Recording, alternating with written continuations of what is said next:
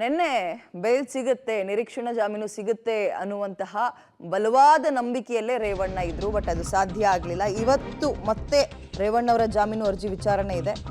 ಇವತ್ತೇನಾಗುತ್ತೋ ಗೊತ್ತಿಲ್ಲ. ಆಕ್ಷೇಪಣಾ ಅರ್ಜಿಯನ್ನು ಸಲ್ಲಿಸಬಹುದು SIT. ಇವತ್ತು ರೇವಣ್ಣ ಅವರಿಗೆ ಜಾಮೀನು ಕೊಡದಂತೆ SIT ಆಕ್ಷೇಪಣಾ ಅರ್ಜಿಯನ್ನು ಸಲ್ಲಿಸುತ್ತೆ. ರೇವಣ್ಣ ಪರ ಖ್ಯಾತ ಕ್ರಿಮಿನಲ್ ವಕೀಲ CV ನಾಗೇಶ್ ವಾದವನ್ನ ಮಂಡಿಸ್ತಾರೆ ರೇವಣ್ಣ ಅವರ ಪರವಾಗಿ.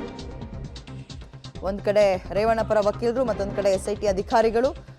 ಇಲ್ಲ, ಅವ್ರು ಇನ್ನೂ ಒಂದಷ್ಟು ದಿನಗಳ ಕಾಲ ವಿಚಾರಣೆಗೆ ನಮಗೆ ಬೇಕು, ಇಂತಹ ವಿಚಾರಗಳಲ್ಲಿ ಅವಶ್ಯಕತೆ ಇದೆ, ಸರಿಯಾಗಿ ಇಲ್ಲಿ ತನಕ 4 ದಿನ ರೆಸ್ಪಾನ್ಸ್ ಮಾಡಿಲ್ಲ, ಅಥವಾ ಹೊರಗೆ ಬಿಟ್ಬಿಟ್ರೆ ಈಗ ಸಂತ್ರಸ್ತ ಹೆಣ್ಮಗಳು ಸಿಕ್ಕಿರ್ಬೋದು, ಬಟ್ ಆಕೆ ಮೇಲೆ ಒತ್ತಡ ಹೇರಿ ಇನ್ನೇನೋ ಬೇರೆ ಹೇಳಿಕೆಗಳನ್ನು ತಿರುಚಿ ಕೊಡುವಂತಹ ಸಾಧ್ಯತೆ ಇದೆ. ಹೀಗಾಗಿ ಅವ್ರು ಇಲ್ಲೇ ಇರಲಿ, ತನಿಖೆ ಮಾಡಬೇಕು ಅಂತ ಇವರು ಕೂಡ ಮನವೊಲಿಸ್ತಾರೆ. SIT ಅಧಿಕಾರಿಗಳು ಮನವೊಲಿಸುವ ಸಾಧ್ಯತೆ ಇದೆ. ಅಟ್ ದ ಸೇಮ್ ಟೈಮ್ ಸಂತ್ರಸ್ತಿಯೇ ಸಿಕ್ಕಾಗಿದೆ, ನನ್ನ ಕಕ್ಷಿದಾರರ ಮೇಲಿರುವಂತಹ ಆರೋಪಗಳೆಲ್ಲವೂ ಕೂಡ ಸುಳ್ಳು, ದಯವಿಟ್ಟು ಅವರಿಗೆ ವಿಶ್ರಾಂತಿ ಪಡೆಯೋಕೆ, ಯಾಕಂದ್ರೆ ಆರೋಗ್ಯದ ಸಮಸ್ಯೆ ಬೇರೆ ಇದೆ ಮತ್ತು ಅನಗತ್ಯವಾಗಿ ಸಿಗಾಕಿಸ್ತಾ ಇದ್ದಾರೆ ಈ ಪ್ರಕರಣದಲ್ಲಿ, ನನ್ನ ಕಕ್ಷಿದಾರರಿಗೆ ನಿರೀಕ್ಷಣಾ ಜಾಮೀನನ್ನ ಕೊಡಿ ಅಂತ ಅವರ ಪರ ವಕೀಲರು ಕೂಡ ಇವತ್ತು ವಾದವನ್ನು ಮಂಡಿಸ್ತಾರೆ.